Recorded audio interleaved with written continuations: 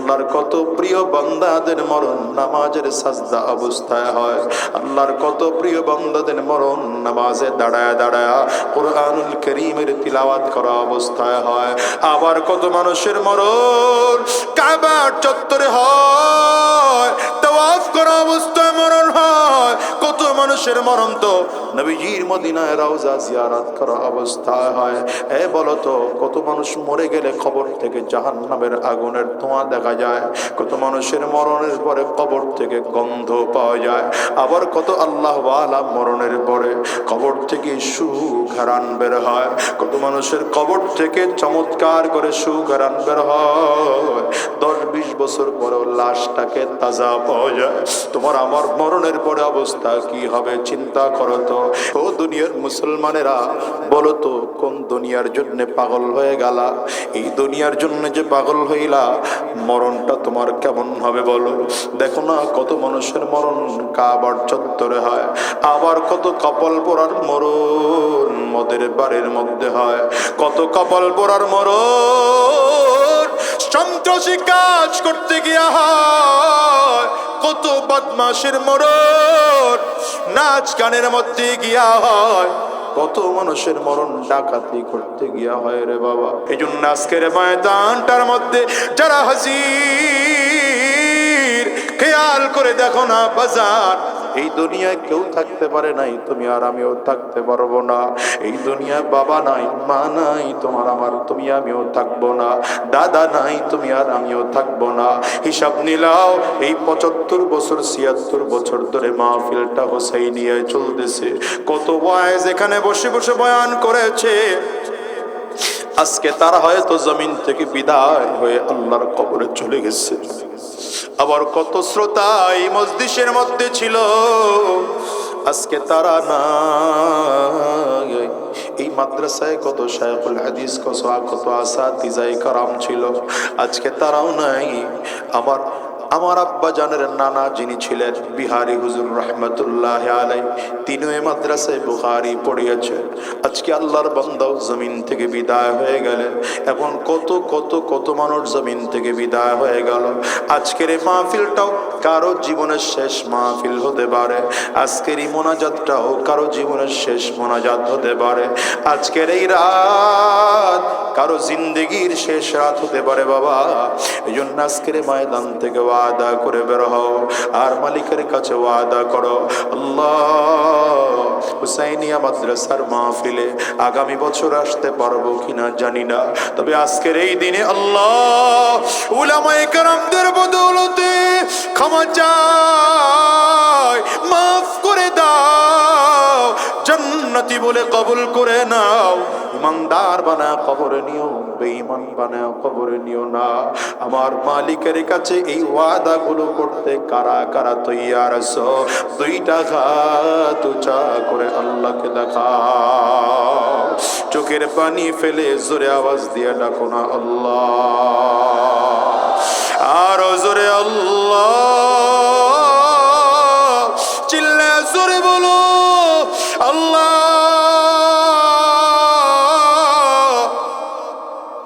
ডানে আর বামে তাকাও, চোখে যদি পানি না আসে তো কান্নার ভান ধরো। ডানে আর বামে তাকায় দেখো কার চোখের কোটায় পানি। যেই মানুষটার চোখে পানি তার দিকে তাকায় তাকায় কান্না করো, আর নিজের নিজে ধমক দাও, তোমার চোখে কেন পানি নাই? তার মানে গুনাহের কারণে কলম শক্ত, চোখে পানিও নাই। চিল্লা আমার মালিক রে জোরে ডাক দাও না আল্লাহ, দয়ার মালিক। সবাই মিলে ওয়াদা করলাম হারাম রাস্তায় চলবো না, শয়তানি রাস্তায় চলবো না, গুনাহের পথে চলবো না। যতদিন এই জমিনে বেঁচে থাকবো তোমার দ্বীনের পথে চলবো, ইসলামের পথে চলবো, কোরআনের পথে চলবো। আল্লাহ তুমি কবুল করে নাও, কবুল করে নাও। চিল্লায়া জবান খুলে বলো আমিন, আর জোরে আওয়াজ দিয়ে বলো আল্লাহুম্মা আমিন। গোটা পৃথিবীর মধ্যে সব থেকে দামি কবরস্থান হলো জান্নাতুল বাকিয়া, যেটা আমার নবীর হাতে নির্মিত, যেটা আমার নবী নিজের হাতে প্রতিষ্ঠিত করেছেন। এই জান্নাতুল বাকির মধ্যে কত শত সাহাবায়ে কেরাম ঘুমিয়ে আছেন। জান্নাতুল বাকির প্রত্যেকজন মানুষ জান্নাতি, এটা নবীজির ওয়াদা আছে, নবীজির হাদিস দ্বারা প্রমাণিত। এজন্য মদিনার এহাতার মধ্যে কোনো মানুষ যদি ইন্তেকাল করে, নিয়ম হলো আরব দেশের মানুষ মনে করে, মনে হয় তোমাকে আল্লাহ জান্নাতুল বাকি এই কবরস্থানের জন্য পছন্দ করেছেন, তোমার দাফন অন্য কোথাও হবে না, তোমার দাফন এখানেই হবে। আমি মদিনার এক ড্রাইভারের পেছনে একবার উঠলাম, তো তার সাথে আমার যেই পরিমাণ ভাড়া চুক্তি হয়েছে, ওই পরিমাণ ভাড়াই তারে দেওয়ার পরে সে আবার 10 রিয়াল আমারে ফেরত দিছে। 10 রিয়াল ফেরত দিছে মানে বাংলাদেশের প্রায় 300-350 টাকা। তা আমি চিন্তা করলাম ঘটনা কি, বলে না, তুমি তো আমগোর মেহমান। মেহমানের কদর করলাম, বাড়ি তার মদিনাতে, তার বাড়ি তার মদিনাতে। তা আমি আরে বললাম যে ভাই আপনি এত সুন্দর আচরণ করলেন আমার সাথে, মদিনার মানুষ তো মেহমানদারিতে খুব পাকা, তো চলেন আমাদের দেশটা একটু দেখে আসবেন একবার। তো তিনি বললেন তোমার দাওয়াত পেয়ে খুশি হইলাম, তবে আমার মনে হয় যাওয়া হবে না। খুব খেয়াল করেন কথাটা। কেন? আমি মদিনা থেকে বাহিরে কোথাও যাই না, আমি মদিনা থেকে বাহিরে কোথাও যাই না। মদিনার অধিবাসী হওয়ার পরেও যদি মদিনার হাতার বাহিরে যদি আমি মারা যাই, তো আমার দাফন জান্নাতুল বাকিতে হবে না। এই জন্য আমি যত কাজ থাকে দ্রুত কাজ শেষ করে দৌড়ে আবার মদিনার হাতার মধ্যে চলে আসি, যেন মরণ হইলে এখানে হয়, আর কবরটা যেন আমার জান্নাতুল বাকিতে হয়। কারণ এই কবরস্থানের একজন মানুষও জাহান্নামী না। ডান পাশের ওয়ালা তিনিও জান্নাতি, বাম পাশের ওয়ালা তিনিও জান্নাতি, সামনের পাশের যিনি তিনিও জান্নাতি, পেছনের যিনি তিনিও জান্নাতি। এটা হলো সব থেকে পৃথিবীর মধ্যে দামি কবরস্থান। খেয়াল করেন, পৃথিবীর মধ্যে সব থেকে দামি কবরস্থান আর একটা কবরস্থান আছে, যেটা মক্কাতুল মুকাররমায় অবস্থিত, জান্নাতুল মুআল্লা। কোনটা? এই দুইটা আমার নবীর হাতে প্রতিষ্ঠিত দুই কবরস্থানে অনেক সাহাবায়ে কেরাম শুয়ে আছেন। এই দুইটা হলো কোরআন হাদিস দ্বারা প্রমাণিত। এই দুইটা ছাড়া আরেকটা দামি কবরস্থান আছে, এটা খুব আরো ভালো করে খেয়াল করেন। এই দুইটা কবরস্থান ব্যতীত জান্নাতুল বাকি আর জান্নাতুল মুআল্লা ব্যতীত আরেকটা কবরস্থান আছে, এটা হলো উজবেকিস্তানে। এটা কবরস্থানে একসাথে 2000 মানুষ, একসাথে তার 2000 মানুষের কবর আছে। কয় হাজার মানুষের? আশ্চর্যের খবরটা কি জানেন? এই 2000 মানুষের নাম মুহাম্মদ, 2000 মানুষেরই মিনিমাম 1 লক্ষ হাদিস মুখস্থ। না সুবহানাল্লাহ হইল না? না, নতুল্লাবাদে আর ওয়াজ করা যাবে না, এই বছরই শেষ। এই সুবহানাল্লাহর পাওয়ার নষ্ট হয়ে গেছে। ফরমালিন দিয়ে ভিজাই তুই মনে হয়, সুবহানাল্লাহ উডায়। কি বুঝছেন? কিছুই বুঝেন না, এই জন্য সুবহানাল্লাহ কইতে কষ্ট হইতেছে। আপনি একটা পারিবারিক কবরস্থান করছেন, বাপেও নামাজ পড়ে না, পোলাও নামাজ পড়ে না, হা করে তাকায় রয়েছেন, কথা কন না কেন?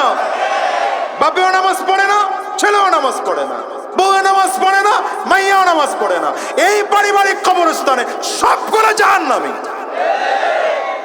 আর উজবেকিস্তানের কবরস্থান, সেখানে 2000 মানুষ একসাথে ঘুমাইতেছেন। নাম কি? বলেন বলেন বলেন বলেন, নাম কি? এবং সবার মিনিমাম কত হাদিস মুখস্থ?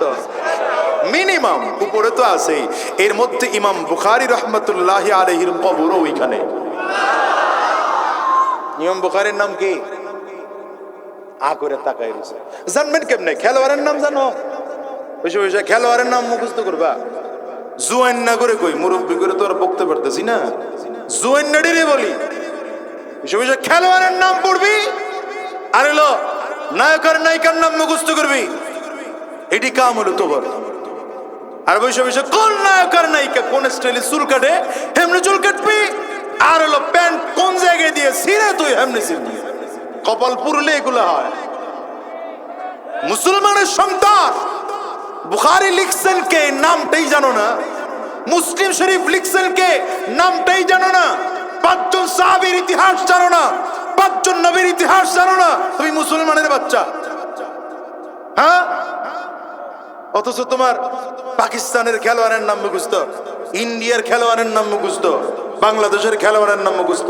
লজ্জা হওয়া দরকার, লজ্জা হওয়া দরকার তোমার। সহিহ বুখারী লিখেছেন ইমাম মুহাম্মদ ইবনে ইসমাঈল, তো নাম মুহাম্মদ যে, এজন্য ওখানে কবর হইছে। কারণ এখানে এতজন মানুষ একসাথে কেন? কারণ ওই কবরস্থানের ওয়াকিফ যিনি, জায়গা যিনি দান করেছেন, তিনি জায়গা দেওয়ার সময় শর্ত দিয়েছেন, 2 শর্ত হইলে এখানে দাফন দেওয়া যাবে, নয়তো নট অ্যালাউ। সুবহানাল্লাহ। আগামী বছর মাহফিল হইলে তো কয়টা শর্ত দিছে? 1 নম্বর, নাম হতে হবে আমার নবীর নামে, নাম হতে হবে। 2 নম্বর, নবীজির মিনিমাম 1 লক্ষ হাদিস তার মুখস্থ থাকতে হবে, তাইলেই কবরে জায়গা হবে, নয়তো কবরে জায়গাই হবে না।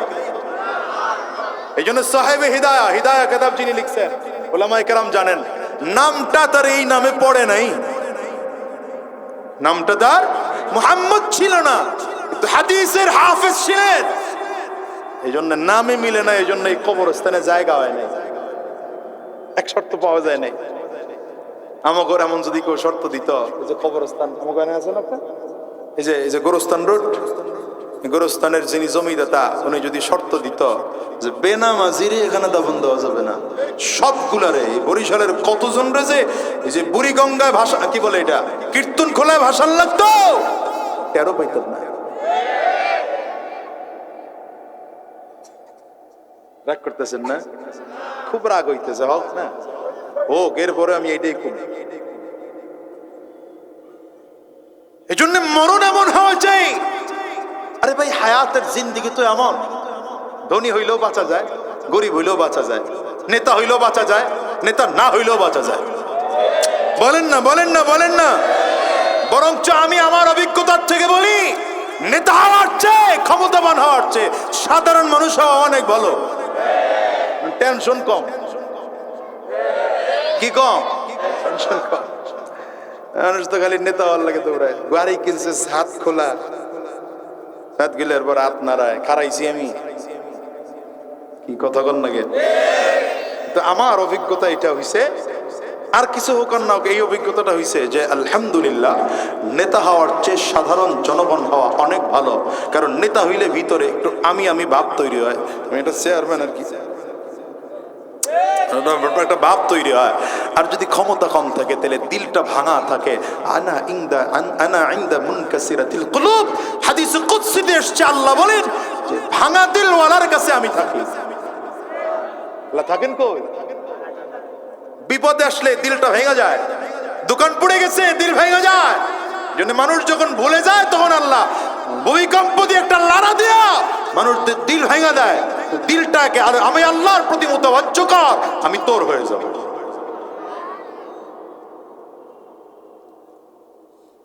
মরণ কত, শাহাদাতের মরণ চাইতো সাহাবীরা। দেখেন, যুদ্ধের ডাক আসছে তো ঘরে না, কে আগে নাম লেখাবে প্রতিযোগিতা শুরু করে দিতে। এই উহুদের যুদ্ধের কথা বলতেছি, সিরাতে ইবনে হিশামের মধ্যে আসছে ঘটনাটা। হযরত সাদ বিন আবি ওয়াক্কাস রাদিয়াল্লাহু আনহু, নাম শুনেছেন? শুনবেন না? 2-4 জন আনতাছে, যারা শুনছে আলেম সমাজ এরা কইছে আর কি, পাবলিক শুনবো না। সাদ বিন আবি ওয়াক্কাস রাদিয়াল্লাহু আনহু ছিলেন নবীজির প্রসিদ্ধ 10 জন জান্নাতের সার্টিফিকেট প্রাপ্ত সাহাবীদের একজন। কে তিনি? সাদ বিন আবি ওয়াক্কাস রাদিয়াল্লাহু আনহু। আর তার সাথে উহুদ যুদ্ধে রওনা করেছেন আব্দুল্লাহ ইবনে জাহাশ রাদিয়াল্লাহু আনহু।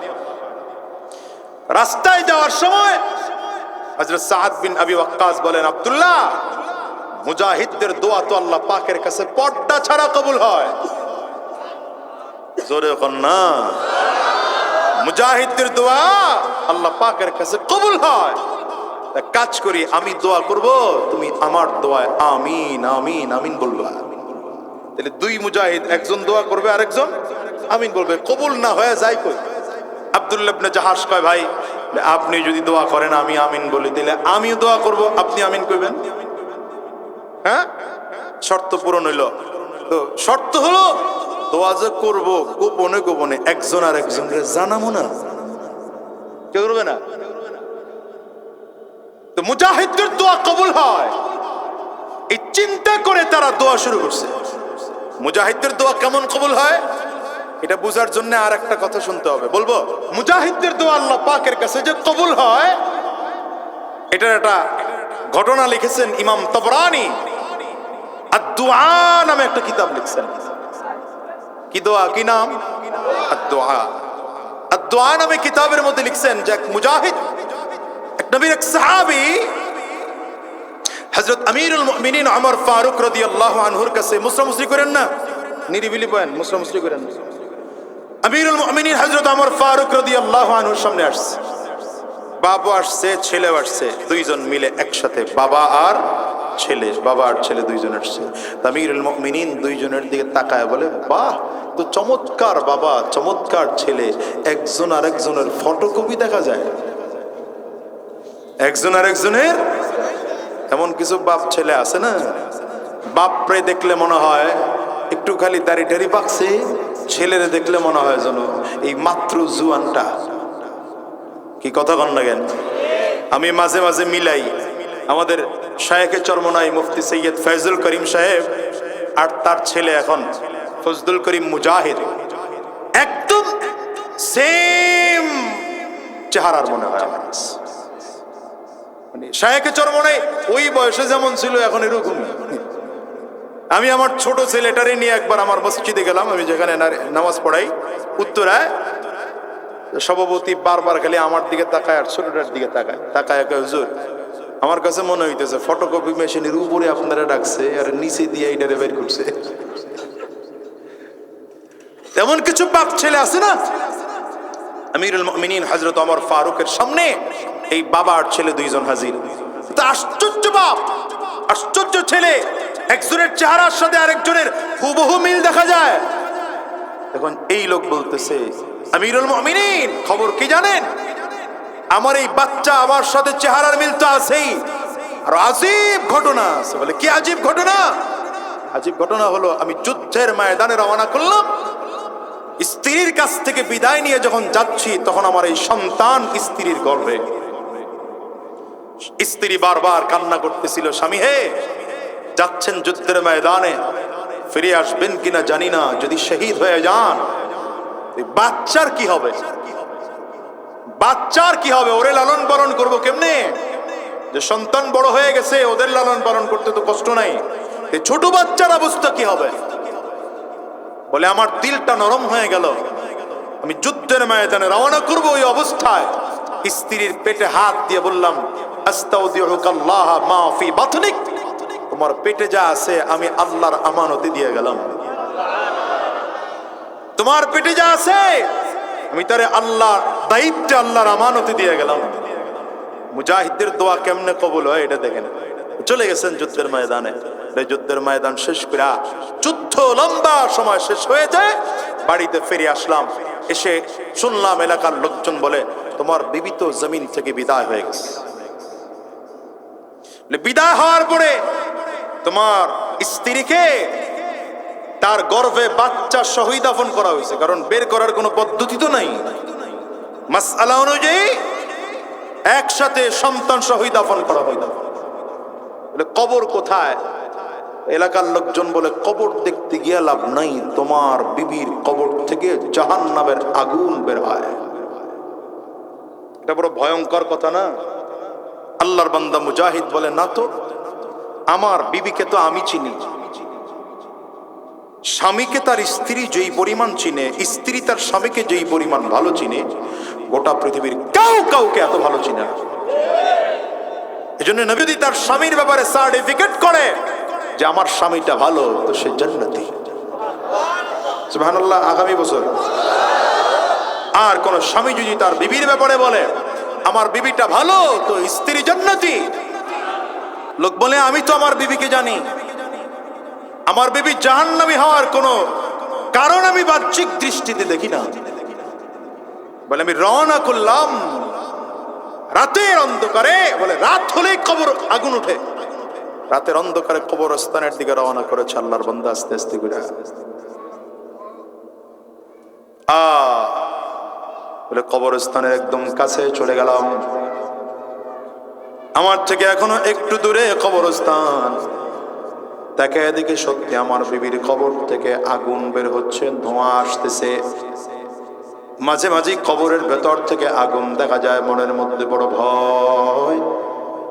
আমার বিবি এমন আমলওয়ালা বিবি ছিল, তাহাজ্জুদ কোনোদিন মিস হয় নাই, সুস্থ থাকলে কোনোদিন নামাজ তিনি মিস করেন নাই, স্বামীর খেদমত কোনোদিন মিস করেন নাই, কোরআন তেলাওয়াত একদিনের জন্য বাদ যায় নাই। বিবির কবর থেকে কেন জাহান্নামের আগুন উঠবে? আস্তে আস্তে করে সামনের দিকে আগাইলাম। আমার বিবির কবরে যদি জাহান্নামের আযাব হয়, স্বামী হিসেবে অন্তত কবরের সামনে দাঁড়ায় সূরাতুল ফাতিহা, সূরাতুল ইখলাস পড়া এটা আমার দায়িত্ব। কবরের একদম কাছাকাছি চলে গেলেন আল্লাহর বান্দা। বলে দাঁড়ায় দেখলাম আমিরুল মুমিনিন, আশ্চর্য ব্যাপার, আসলে কবর থেকে জাহান্নামের কোনো আগুন বের হয় না, কবরটা ফাঁকা হয়ে আছে। দেখি আমার বিবির পরনে কাফনের কাপড়, দিব্যি আরামে বিবি ঘুমাইতেছে, সন্তানটা পায়ের কাছে হাত পা নাড়ায় নাড়ায় শুয়ে খেলাধুলা করতেছে। আর সন্তানটাকে পাহারা দেওয়ার জন্য স্ত্রীর মাথার কাছে আল্লাহ তাআলা কুদরতি একটা বাতি জ্বালায় দিছেন। ওই বাতির আগুনটা মাঝে মাঝে বাতাসের কারণে উপরের দিকে উঠে, আবার নিচের দিকে যায়। আলোতে অন্ধকারে যেন বাচ্চাটা ভয় না পায়, আল্লাহ এই জন্য কুদরতি একটা আলো জ্বালায় রাখছেন। ওই যে আগুনটা মাঝে মাঝে উপরের দিকে উঠে, মানুষ দেখলে মনে করে জাহান্নামের আগুন। আমি দৌড়া দেরি করলাম না, হাত বাড়ায় বাচ্চাটারে কোলের মধ্যে নিয়া বুকের সাথে লাগায় চাপ দিলাম, আর শুকর আদায় করলাম, আল্লাহ দোয়া বুঝি কবুল করেছো। দোয়া করে দিয়ে গিয়েছিলাম আস্তাউদিউকাল্লাহ মা ফি বাতনিক, আল্লাহ যেন তোমার গর্ভের সন্তানটাকে হেফাজত করে। আমার দোয়া আল্লাহ কবুল করে নিয়া সন্তানটাকে বুঝি হেফাজত করে রেখেছেন।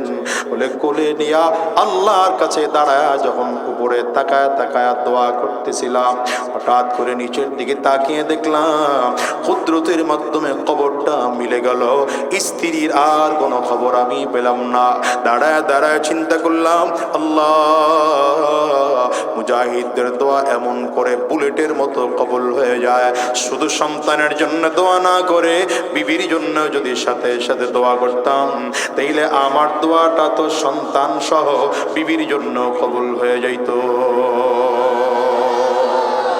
মুজাহিদদের দোয়া আল্লাহ পাকের কাছে আমল করে পর্দা ছাড়া কবুল হয়ে যায়। সাদ বিন আবি ওয়াক্কাস রাদিয়াল্লাহু আনহু বলেন, আব্দুল্লাহ তুমি দোয়া করো, আমি আমিন বলবো, আমি দোয়া করব, তুমি আমিন বলবা, তবে একজন আর একজনরে শোনাইব না। দুইজন দোয়া করেছে ঠান্ডা মাথায়, একজন দোয়া করে তো আরেকজন আমিন বলে, আবার আরেকজন দোয়া করে তো আরেকজন আমিন বলে, দুইজন আমিন বলে বলে দোয়া লম্বা সময় করেছে। এবার আস্তে করে যুদ্ধের ময়দানে রওনা করলেন, উহুদের একদম প্রান্তে চলে গেলেন। সাদ বিন আবি ওয়াক্কাস রাদিয়াল্লাহু আনহু বলেন, আব্দুল্লাহ রে, আজকে এটা উহুদের ময়দান, এমনও হতে পারে যুদ্ধের ময়দানে দুজন ঢুকে গেলে তোমার আমার সাথে আর কোনোদিন দেখা নাও হতে পারে, জীবনের শেষ দেখা আজকে হতে পারে। তবে আব্দুল্লাহ কি দোয়া করেছো একটু আমারে শোনাইবানি? আব্দুল্লাহ ডেকে বলে, ভাই আপনি আমার বড় ভাই, আপনি আগে বলেন না কি দোয়া করেছেন। সাদ বিন আবি ওয়াক্কাস রাদিয়াল্লাহু আনহু বলেন, আমি দোয়া করলাম, আমি দোয়া করেছি আল্লাহ পাকের কাছে, আয় আল্লাহ আগামীকাল যখন যুদ্ধ শুরু হয়ে যাবে আমার সামনে যেন একটা মোটা তাজা শক্তিশালী কাফির এসে দাঁড়ায় যায়, তার সম্পদ যেন বেশি থাকে, শক্তিও যেন তার বেশি থাকে, আমি আমার তরবারি দিয়া শক্তিশালী কাফিরটাকে তরবারি দিয়া কেটে কেটে কেটে কেটে ওরে জাহান্নামে পাঠাইয়া দেব, আর ওর সম্পদগুলো এনে মদিনার মানুষের মাঝে গনিমত হিসাবে ভাগ করে দেব। এবার আব্দুল্লাহ বলো, কি দোয়া তুমি করেছো? আব্দুল্লাহ ইবনে জাহাজ বলেন, ভাই আপনি তো আল্লাহর নবীর একজন শক্তিশালী সাহাবী, যোদ্ধা সাহাবী, জন্য আপনি দোয়া করতে পেরেছেন। আমি তো খুব বেশি শক্তিশালী সাহাবী না, এই জন্য এমন বড় দোয়া আমি করতে পারি নাই। তবে আমি দুর্বল সাহাবী, আমি একটা দুর্বল দোয়া করেছি। বলে কি দুর্বল দোয়া? বলে আমিও দোয়া করেছি, আল্লাহ আগামীকাল যখন যুদ্ধ শুরু হয়ে যাবে, আমার সামনে যেন একটা শক্তিশালী কাফির তরবারি নিয়ে এসে দাঁড়ায় যায়, আমি যেন ওর সাথে যুদ্ধ করে হেরে যাই। আর এই শক্তিশালী কাফিরটা যেন তরবারি দিয়া আমার পাটা কেটে কেটে আলাদা আলাদা করে ফেলে, হাতটাও কেটে কেটে যেন আলাদা করে ফেলে, আমার চোখটা যেন উপড়ায় ফেলে, আমার নাক যেন কেটে ফেলে, আমার ভাত যেন আমার কানটা পর্যন্ত যেন কেটে ফেলে, আমার যেন দেখলে চিনা না যায়। ডেকে বলে, ভাই কেন দোয়া করেছি জানেননি? বলে এই জন্য দোয়া করেছি, আল্লাহর আদালতে যেদিন দাঁড়াইব, আমার আল্লাহ যদি ডাক দেয়, আব্দুল্লাহ রে কি নিয়ে আমি আল্লাহ পাকের দরবারে হাজির হয়েছ, আমি সেই দিন আল্লাহর আদালতে পা কাটা নিয়ে দাঁড়াবো, হাত কাটা নিয়ে দাঁড়াবো, কান কাটা নিয়ে দাঁড়াবো, কাটা নাক নিয়ে আল্লাহর আদালতে দাঁড়াবো। কাটা জায়গা থেকে আল্লাহ পাকের রহমতের রক্ত পড়তে থাকবে, আর আমি মালিকের সামনে দাঁড়ায় দাঁড়ায় বলবো, আল্লাহ তোমার দ্বীনের জন্য পা কেটে দিয়েছি, তারপরেও যুদ্ধের ময়দান ছাড়ি নাই, হাত কেটে দিয়েছি, তারপরেও যুদ্ধের ময়দান ছাড়ি নাই, কান কেটে দিয়েছি, তারপরেও যুদ্ধের ময়দান ছাড়ি নাই, নাকটা কেটে দিয়েছি, তারপরেও যুদ্ধের ময়দান ছাড়ি নাই। আল্লাহ গো, কোন হিসাবের মুখোমুখি আমারে তার করেও না, কোন হিসাব আমারে দিয়ে নিও না, তুমি আমারে কিচ্ছু জিজ্ঞাসা করো না, আমারে ক্ষমা করে দাও, মাফ করে দাও না। কান কাটায় দিছি, নাক কাটায় দিছি তোমার দ্বীনের জন্য, বিনিময়ে তুমি আমারে বিনা হিসেবে জান্নাতটা দিয়ে দাও। বলে ভাই সাদ বিন আবি ওয়াক্কাস, আমার মনে বড় ভয় হয়, আমি আমার নিজের আমল দিয়ে জান্নাত পাবো কিনা আমি জানি না, আমি আমার আমল দিয়ে আমার মালিকের কাছে ক্ষমা পাবো কিনা জানি না, আমি আমার আমল দিয়া জান্নাতি হতে পারবো কিনা জানি না, আমার আমলের উপরে আমার আল্লাহ খুশি না বেজার আমি জানি না। কিন্তু যদি আল্লাহর দ্বীনের জন্য শহীদ হইয়া মুসলা অবস্থায় যদি আল্লাহর সামনে দাঁড়াইতে পারি, তো রবের কাছে বলতে পারবো, আল্লাহ তোমার বান্দা আমি শহীদ, আমারে বিচারের মুখোমুখি দাঁড় না করায়া আমারে মাফ করে জান্নাত দিয়ে দাও। কাদের কথা বলছি মুসলমান বলো? যারা ছিল নবীর সাহাবী, যারা ছিল নবীর সাহাবী, সব সাহাবীরা মাহফুজ আনিল মাসিয়া, কোন সাহাবীর জিন্দেগিতে গুনাহ নিয়ে আল্লাহ মরতে দেন নাই। আর সাহাবায়ে কেরাম হলেন মাহফুজ, নবীরা হলেন মাসুম আনিল মাসিয়া, আল্লাহ নবীদেরকে দিয়ে কোনোদিন গুনাহ করানি নাই, সাহাবায়ে কেরামদেরকে আল্লাহ মাহফুজ বানাইলেন। তার মানে গুনাহ যদিও আল্লাহ করিয়েছেন, কিন্তু মরণের আগে আগে তওবা নসিব করায়া পাক সাফ বানায়া জমিন থেকে আল্লাহ তাদেরকে নিয়েছেন, জান্নাতি বানায়া নিয়েছেন। হ্যাঁ, সাহাবায়ে কেরাম যারা আমার নবীর কাছ থেকে জান্নাতের সার্টিফিকেট পেয়েছে, সব সাহাবীরাই তো জান্নাতি। এরপরও তারা জান্নাতে যাওয়ার জন্য কত ভয় ছিল, জাহান্নামের কত ভয় ছিল। এজন্য মুসলমান মুতার প্রান্তরে যখন রওনা হয়, পয়গম্বর আরবি তিনজন মানুষকে একসাথে সেনাপতির নাম ঘোষণা করলেন মুতার যুদ্ধে যাওয়ার জন্য। এক নম্বর নাম হযরত যায়েদ ইবনে হারেসা রাদিয়াল্লাহু আনহু, যিনি ছিলেন নবীজির পালক পুত্র। আরেকজন ছিলেন হযরত জাফর বিন আবি তালেব, নবীজির চাচাতো ভাই। আরেকজন হলো আব্দুল্লাহ বিন রাওয়াহা। নবীজি ডেকে বললেন, যাও বাসায় গিয়া বিদায় নিয়ে আসো।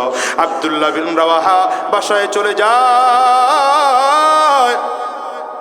আব্দুল্লাহ বিন রাওয়াহা সেদিন সকালবেলা মাত্র বিয়ে করেছে, আজকে রাতে তার বাসর রাত। দরজার সামনে দাঁড়াইছেন, আগেই গিয়া দরজা বাইরে দিয়া আটকায় দিছেন, বিবি যেন আমার দরজাটা না খুলে। দরজা আটকায় দিলেন, ডাক দিয়া দরজার কাছ থেকে ডেকে বললেন, বিবি গো, বিদায় করেছি, আমারে বিদায় দিয়ে দাও, বিবাহ করা হয়ে গেল, আমি যুদ্ধের ময়দানে যাব।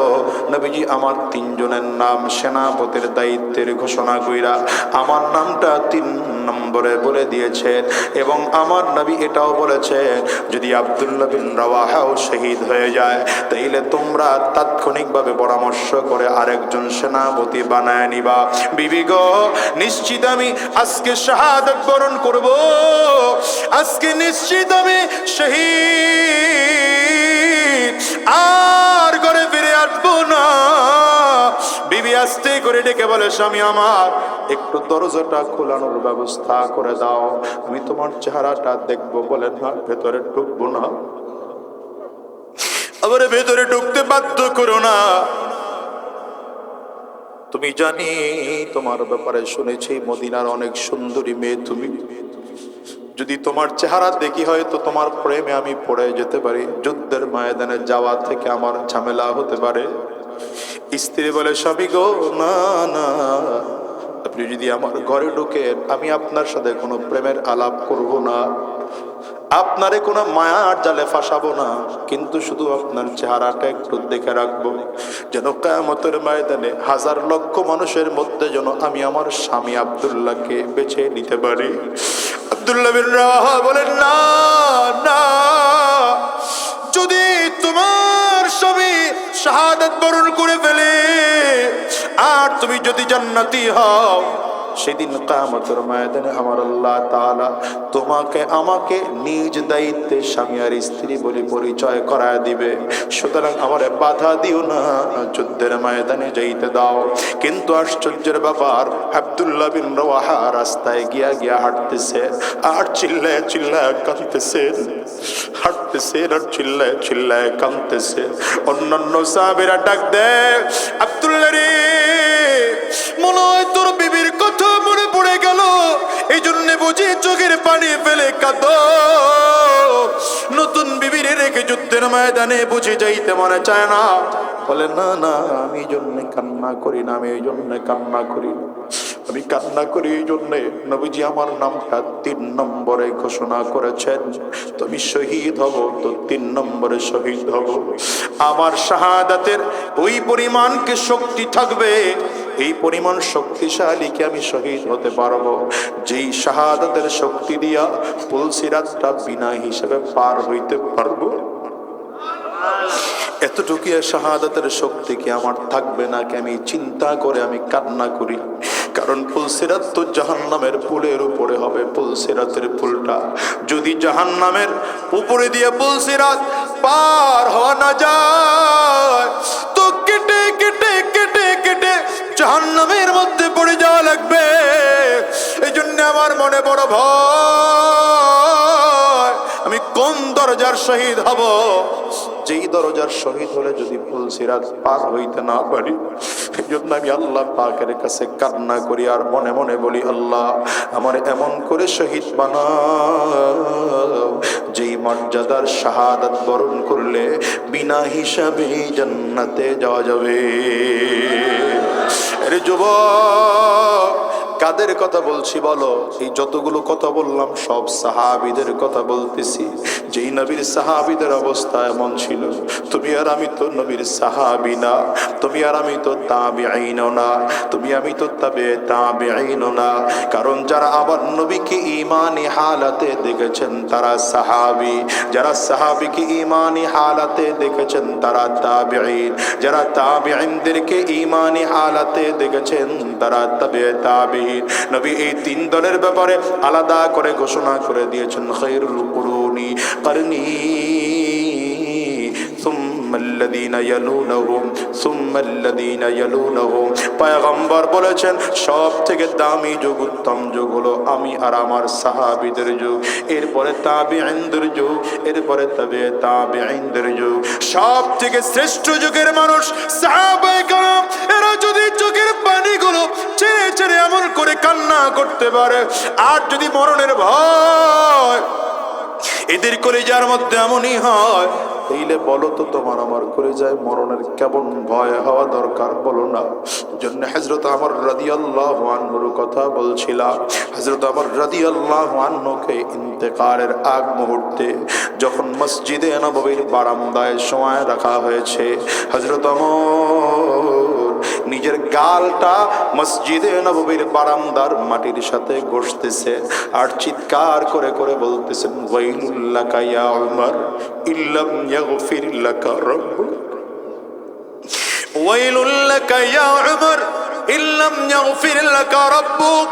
নিজের নিজে ধমক দিয়া দিয়া বলে, ওমর তুই তো ধ্বংস, যদি তোর মালিক তোরে মাফ না করেন তাইলে তুই ধ্বংস।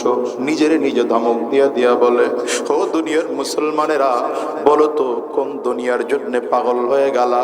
এই দুনিয়ার জন্য যে পাগল হইলা, মরণটা তোমার কেমন হবে বলো?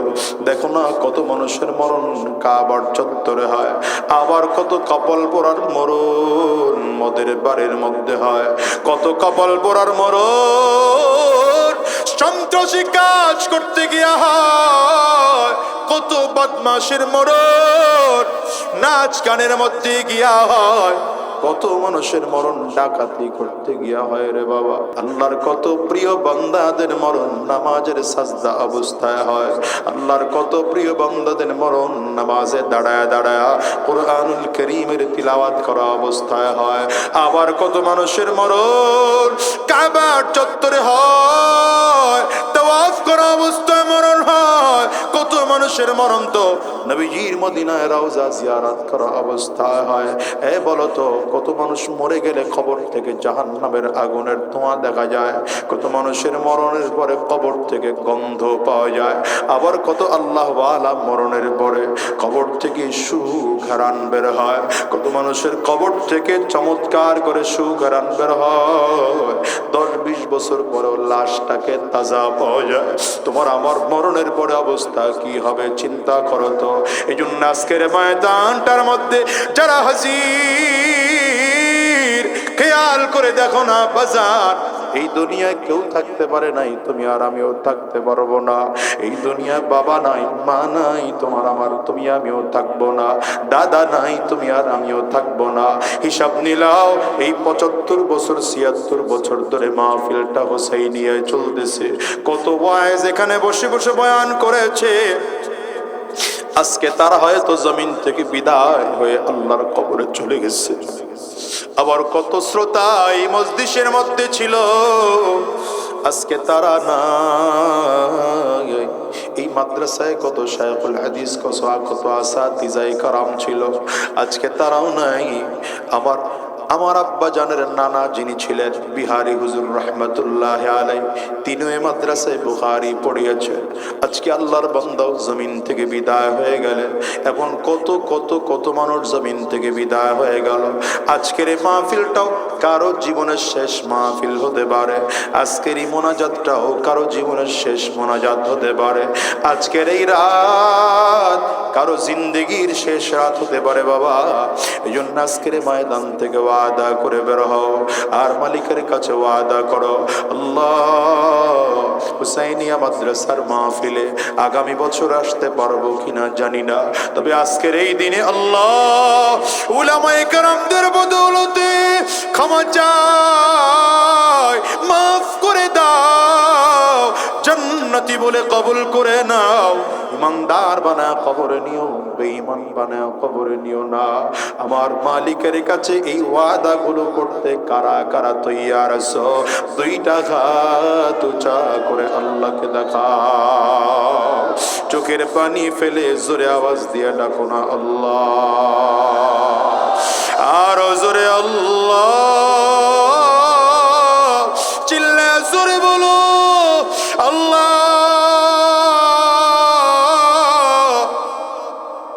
ডানে আর বামে তাকাও, চোখে যদি পানি না আসে তো কান্নার ভান ধরো।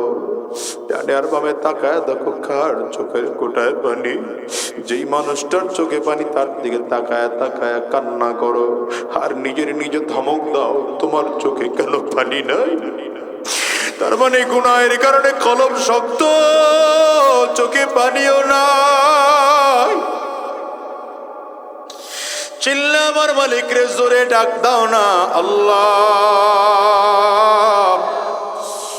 দয়ার মালিক। সবাই মিলে ওয়াদা করলাম হারাম রাস্তায় চলবো না, শয়তানি রাস্তায় চলবো না, গুনাহের পথে চলবো না। যতদিন এই জমিনে বেঁচে থাকবো তোমার দ্বীনের পথে চলবো, ইসলামের পথে চলবো, কোরআনের পথে চলবো। আল্লাহ তুমি কবুল করে নাও, কবুল করে নাও। চিল্লায়া জবান খুলে বলো আমিন, আর জোরে আওয়াজ দিয়ে বলো আল্লাহুম্মা আমিন। আলহামদুলিল্লাহি রাব্বিল আলামিন, والصلاة والسلام على سيد الأنبياء والمرسلين. ربنا ظلمنا أنفسنا وإن لم تغفر لنا وترحمنا لنكونن من الخاسرين. ربنا لا تزغ قلوبنا بعد إذ هديتنا وهب لنا من لدنك رحمة إنك أنت الوهاب. رب ارحمهما كما ربياني صغيرا، رب ارحمهما كما ربياني صغيرا، رب ارحمهما كما ربياني صغيرا، رب اغفر وارحم وأنت خير الراحمين. اللهم نور قلوبنا بالقرآن وزين أخلاقنا بالقرآن ونجنا من النار بالقرآن وأدخلنا في الجنة بالقرآن. اللهم اجعل القرآن لنا قرينا واجعل القرآن لنا موبقا واجعل القرآن لنا سترا وحجابا من النار. مولاي كريم গভীর রাত ধরে তোমার বান্দাদেরকে নিয়ে ভিক্ষুকের মতো দুইটা হাত বাড়াইলাম। হায় আল্লাহ, 3 দিন ধরে মাহফিল চলেছে, ঐতিহ্যবাহী মাদ্রাসার উলামায়ে কারামদের সহ বয়ান হয়েছে। আয় আল্লাহ, স্টেজে উলামায়ে কারাম আছে, হাফিজ কোরআনরাও আছে, তোমার দাড়ি বাঁকা বান্দারা কত মানুষ সেখানে হাত তুলেছেন গো আল্লাহ। যুবকরা হাত তুলেছেন, মাসুম বাচ্চারা হাত তুলেছেন। যার হাতখানা তোমার দরবারে পছন্দ হয় ওই হাতের ওসিলা করে জিন্দেগির গুনাহগুলো মাফ করে দাও। আয় আল্লাহ, আজকের ময়দানটার মধ্যে যারা হাজির, অনেকের ঘরে মা নাই, অনেকের ঘরে বাবা নাই গো আল্লাহ। যাদের ঘর থেকে মা বাবা বিদায়, কবরগুলো জান্নাতের টুকরা বানায় দাও। যাদের আব্বা আম্মা বেঁচে আছেন, হায়াতে বারাকা দান করো। বেশি বেশি করে আব্বা আম্মার খেদমত করার তৌফিক দিয়ে দাও আল্লাহ। আমাদেরকে দ্বীনের জন্য কবুল করে নাও, আমাদেরকে দ্বীনের জন্য মঞ্জুর করে নাও। মাওলায়ে কারীম, মনে বড় ভয় হয়, আজরাইল তো পেছনে এসে গুর গুর গুর গুর করে করে। কোন দিন জানি তোমার আদেশ হয়ে যায়, আর কোন দিন জানি আজরাইল সামনে এসে দাঁড়ায় যায়। ও আল্লাহ, আজরাইল দাঁড়াইবার আগে আগে পাক্কা সাচ্চা ইমানদার বলে আমাদেরকে কবুল করে নাও। আয় আল্লাহ, জাহান্নামী বলে হাত খালি ফেরায় দিও না, বেঈমান বলে হাত খালি ফেরায় দিও না।